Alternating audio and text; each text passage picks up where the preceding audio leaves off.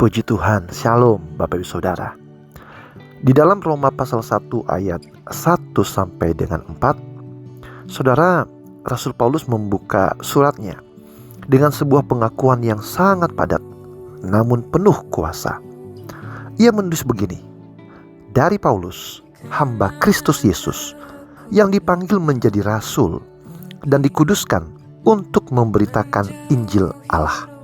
Nah, lalu Paulus menjelaskan bahwa Injil itu bukan berita biasa, melainkan Injil Allah, kabar keselamatan yang berasal dari hati dan rencana kekal Tuhan. Bapak Saudara, hari ini saya mengajak kita merenungkan satu tema. Apakah kita sungguh mengerti Injil yang kita dengar begitu sering?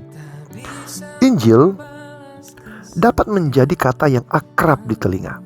Namun yang terpenting bukan seberapa sering kita menyebutnya, melainkan seberapa dalam kita memahaminya dan seberapa nyata kita hidup di dalamnya.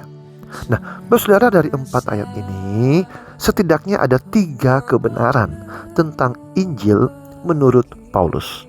Yang pertama adalah Injil berakar pada janji Allah. Paulus menegaskan bahwa Injil telah dijanjikannya sebelumnya dengan perantara nabi-nabinya dalam kitab suci. Artinya apa, Saudara? Injil bukanlah gagasan mendadak di perjanjian baru. Bahkan sejak manusia jatuh ke dalam dosa, Allah sudah menyatakan rancangan keselamatannya. Terlihat melalui lambang pengorbanan yang menutupi ketelanjangan Adam.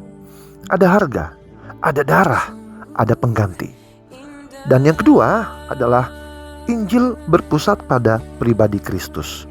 Injil itu tentang anaknya yang menurut daging berasal dari keturunan Daud. Yesus adalah Mesias yang dijanjikan, bukan tokoh sembarang, melainkan raja yang dinubuatkan. Dan yang ketiga adalah Injil digenapi melalui karya Kristus. Menurut Roh Kekudusan, ia dinyatakan sebagai anak Allah yang berkuasa melalui kebangkitannya. Salib dan kubur kosong adalah inti Injil.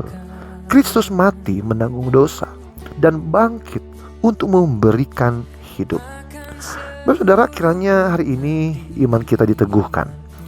Injil bukan hanya jargon rohani, melainkan kuasa Allah yang menyelamatkan. Dan jika kita sudah mempercayainya, marilah kita juga membagikannya kepada orang lain. Tuhan Yesus memberkati. Shalom. Sungguh besar